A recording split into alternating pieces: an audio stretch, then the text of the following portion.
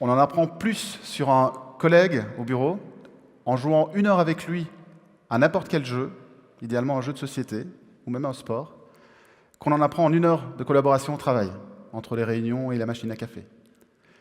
Le jeu est un formidable test de personnalité. C'est probablement le meilleur. Quand on joue, c'est très instinctif. Ce qui peut ressortir d'un jeu est très très instinctif. Dis-moi à quoi tu joues et je te dirai qui tu es. Montre-moi ce qui te stimule et quelles sont les récompenses que tu veux aller chercher, les gratifications que tu veux aller chercher dans un jeu, et je ferai rapidement le parallèle entre ta vie de joueur et ta vie de travailleur, d'employé, d'entrepreneur, etc. Les parallèles sont flagrants. On est tous des joueurs. Je prends le jeu au sens très large du terme. On a tous une propension au jeu qui est naturelle, qui est instinctive. Par exemple, qui parmi vous a joué à un jeu sur son smartphone dans les dernières 24 heures? Levez le doigt, dites-moi. Ok, j'ai un petit 20%, comme ça à vue d'œil. Ok, maintenant, qui parmi vous a été sur Facebook dans les dernières 24 heures? Ok, là on approche plus de 80, 90%. Alors j'ai un scoop pour vous, Facebook c'est un jeu. C'est un jeu social. Ce que vous retrouvez dans Facebook peut se retrouver dans un jeu. Par exemple, dans Facebook, vous avez un score.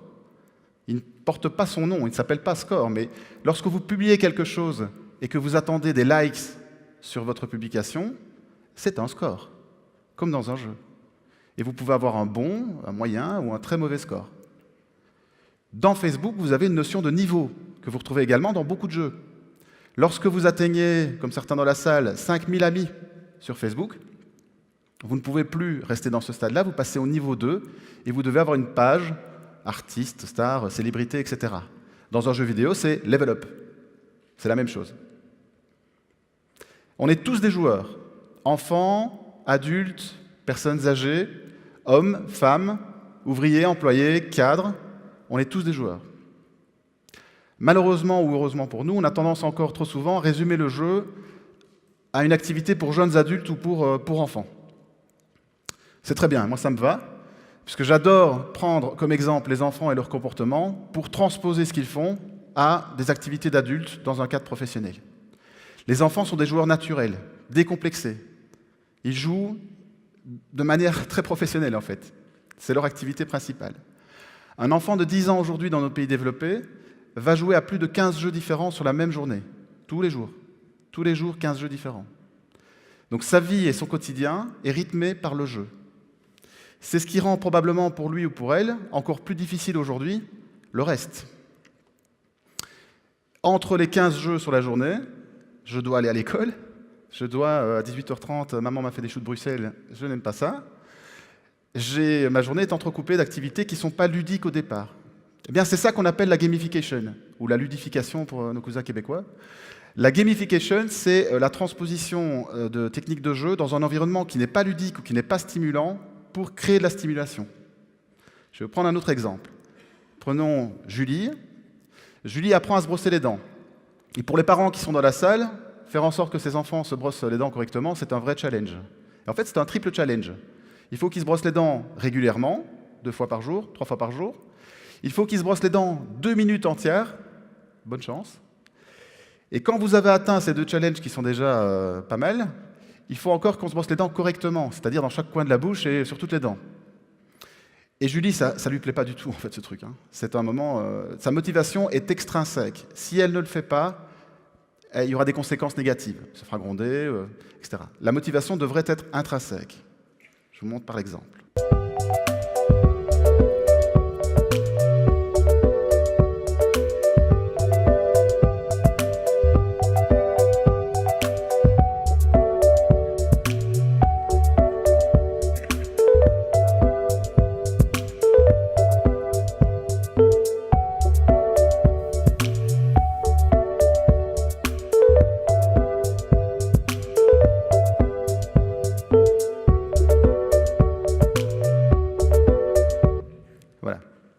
Exemple de gamification au sens le plus strict du terme.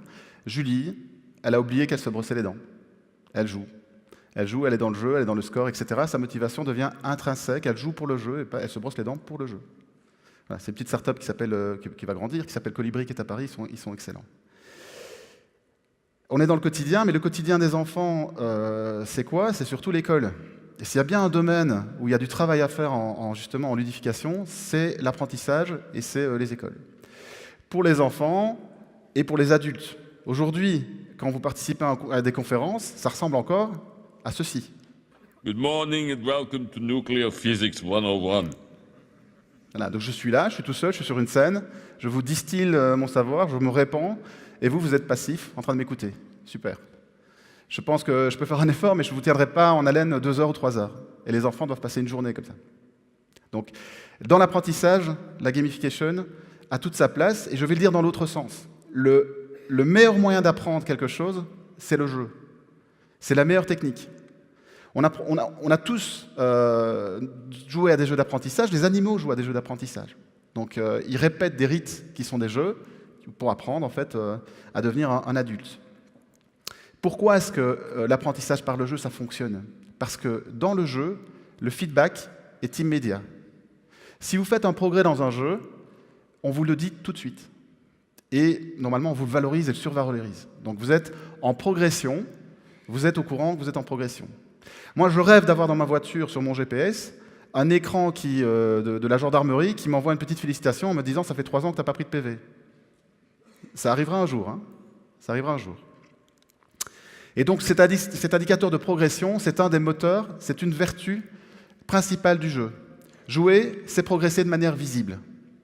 Et malheureusement, ou heureusement, parce que c'est notre chance par rapport à notre activité, c'est que dans les entreprises, vos progrès ne sont pas valorisés en temps réel et vous n'avez pas de feedback, ou trop peu, en temps réel sur une progression. Beaucoup trop peu. Il y a beaucoup de travail à faire là-dessus. La deuxième vertu du jeu que je voudrais partager avec vous aujourd'hui, c'est l'existence de règles. Alors ça, c'est un peu... aujourd'hui, le thème, c'est rébellion, mais dans un jeu bien fait, la première chose à faire, c'est de définir un règlement. Pour que le jeu fonctionne et que les joueurs soient motivés et appliqués, il faut qu'il y ait des règles. C'est très rassurant, c'est très stimulant, c'est très motivant, c'est très juste, c'est très transparent. Dans la vie réelle, malheureusement, nous n'avons pas cette chance. Les règles, soit elles ne sont pas connues, soit elles n'existent carrément pas, soit elles existent, mais elles sont complexes, ou changeantes, ou pas respectées. Imaginez quelqu'un qui vous apprend un jeu et qui est le premier à tricher. Je pense que tous les joueurs arrêtent de jouer tout de suite. Malheureusement, dans la vraie vie, on est toujours obligé de remplir sa déclaration d'impôt, malgré le fait que le ministre du Budget, etc., etc., etc. Et la dernière vertu du jeu... Why do we fight? To protect home and family, to preserve balance and bring harmony.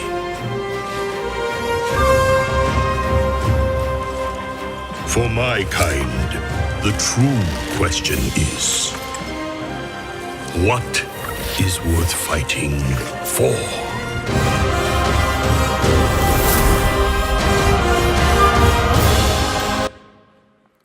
Je vais vous faire une confession, j'ai toujours rêvé d'être un gros panda guerrier dans la vie. Alors, dans la vie, ça va être difficile. Donc je peux faire un effort pour l'embonpoint, mais pour redevenir un panda, c'est compliqué.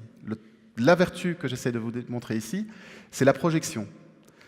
Dans un jeu, on est un autre soi-même ou un meilleur soi-même. J'ai pris volontairement un exemple extrême qui est World of Warcraft. C'est un des jeux les plus populaires de jeux de rôle en ligne. Je vais vous prendre un exemple plus basique. Si vous quittez le bureau à 17h pour aller jouer au tennis avec des amis, à partir du moment où vous allez enfiler votre tenue de tennisman ou de woman, vous êtes le joueur de tennis. Et votre historique de joueur de tennis, votre niveau, votre score précédent, ce que vous voulez atteindre à ce moment-là, fait surface. C'est toujours vous, mais c'est vous le joueur de tennis. En entreprise, malheureusement, c'est souvent vous et le même vous. Et donc, les managers de demain vont devoir inventer des scénarios qui vous permettent quand même de vous projeter dans des fonctions qui sont changeantes, avec des motivations qui changent, etc. Et d'être parfois des personnages. Si on vous envoie un séminaire en Pologne pour représenter la société, vous êtes l'ambassadeur de la société ce jour-là. C'est la première fois que vous le faites et vous avez un nouveau rôle à endosser. World of Warcraft, ce sont aujourd'hui 6 millions de joueurs qui payent 15 € par mois pour jouer à ce jeu et pour devenir quelqu'un d'autre. C'est le jeu qui a le plus de no-life. Vous savez, ces gens qui malheureusement quittent la vie réelle pour tomber et fondre dans le jeu. Ils sont de plus en plus subtils, ces jeux. Parce que non seulement on peut personnaliser un personnage, mais on peut également aller très loin dans la psychologie du personnage. Avec tous ces modules de chat, toutes ces interactions entre joueurs, c'est un peu de moi, au niveau de ma personnalité, que je peux mettre dans le joueur. Et souvent, c'est un moi fantasmé, un moi meilleur, celui que j'aurais voulu être dans la vie réelle. Pourquoi est-ce que je vous parle de World of Warcraft? Parce que ce jeu est utilisé par les experts de gamification pour justement définir ce qui fonctionne en entreprise. Pourquoi? Parce que c'est un des rares jeux où les 4 profils types de joueurs, que je vais vous montrer, peuvent s'épanouir. Dans ce jeu, chacun des 4 profils peut aller au bout de ce qu'il souhaite. Avant de vous parler des 4 profils, je vais vous poser une petite question. Donc ça a été inventé par Richard Bartle. Et imaginons une situation où vous courez tous les dimanches avec des amis, un petit groupe d'amis, vous êtes 5-6 personnes, vous êtes des sportifs amateurs, vous courez 5 km, votre niveau n'est pas terrible. Mais ce jour-là, il fait particulièrement beau et un des amis lance « Bon, écoutez, et si on faisait le marathon de Barcelone en septembre, dans 6 mois ?» Ou dans 4 mois, 5 mois. Et là, tout le monde est de bonne humeur, et donc tout le monde y va. Yes, on le fait. D'accord? Donc, imaginez-vous dans cette situation. Qu'est-ce qui, à votre avis, va vous motiver plus qu'autre chose? Est-ce que ce qui vous motive, ça va être de vaincre les autres qui sont dans le groupe? Vous êtes 5, et vous voulez être le meilleur du groupe à la fin, à l'issue de ce marathon. 1. Ou alors, vous avez un score en tête, où vous voulez finir le marathon, ou vous voulez le faire en 3h29. C'est le score que vous voulez atteindre, c'est le timing que vous voulez atteindre. 2. 3, ce qui vous stimule, c'est pendant les 4 mois d'entraînement que vous allez faire avec vos amis, c'est l'aventure que vous allez vivre ensemble. Donc l'entraînement, en lui-même, est une motivation. Ou enfin, ce qui vous motive, c'est d'aller à Barcelone, vivre un marathon, ce que vous n'avez jamais fait, et découvrir Barcelone que vous n'avez jamais vu. Voilà, donc ceux qui sont sur la première notion, donc vaincre les autres joueurs, donc les autres membres du groupe, levez le doigt, s'il vous plaît. C'est difficile à avouer, hein? OK? 10% de la population est censée lever le doigt, mais elle ne le fera pas.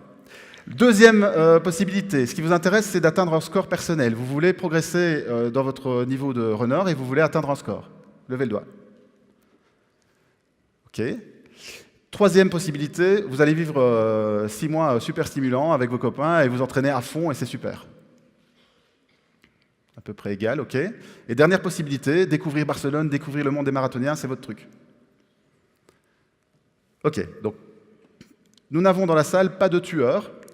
J'ai un doute, hein.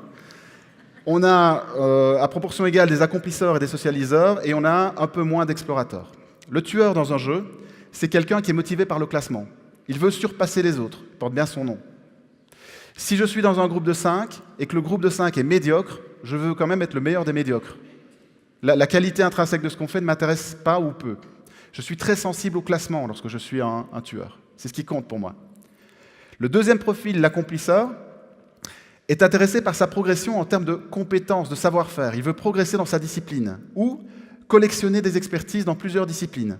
Je veux mon brevet de secouriste, mon brevet de pilote d'hélicoptère, mon permis de conduire de camion, etc., etc. Je veux devenir bon en espagnol et fluent dans 2 ans.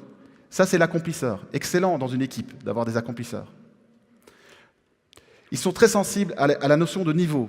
Et ils peuvent aimer les classements à condition que les classements donnent un indicateur clair de progression de qualité de performance.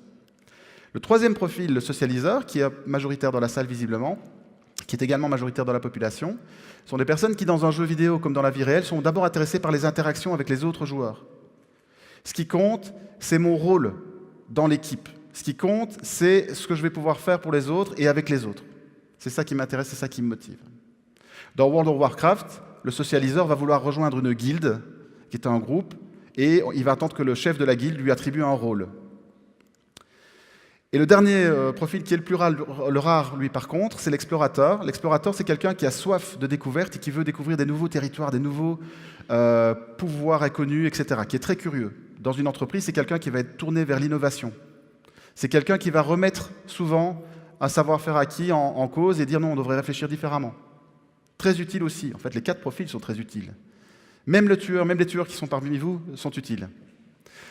Si vous avez une équipe composée d'un seul profil, toutes les études montrent que c'est insuffisant. Il faut un mélange, il faut un savant mélange. Si vous n'avez que des tueurs, c'est une catastrophe. Vraiment, c'est la guerre. Si vous n'avez que des socialiseurs, parfois on s'écarte de la notion de performance de l'entreprise, de l'objectif réel. D'accord ? Donc, ces 4 profils sont la base de tout le travail que nous faisons, et c'est dingue à quel point on peut les découvrir dans l'activité quotidienne au bureau. C'est incroyable quand vous faites le parallèle. Et donc mon message aujourd'hui, c'est simplement en guise d'introduction pour cette journée. C'est encore un peu rebelle de parler comme ça, puisque la gamification en entreprise, on est vraiment au tout début. Aujourd'hui, si vous voulez motiver votre équipe et commencer par un jeu, un vrai jeu bien appliqué, j'en croise très très peu.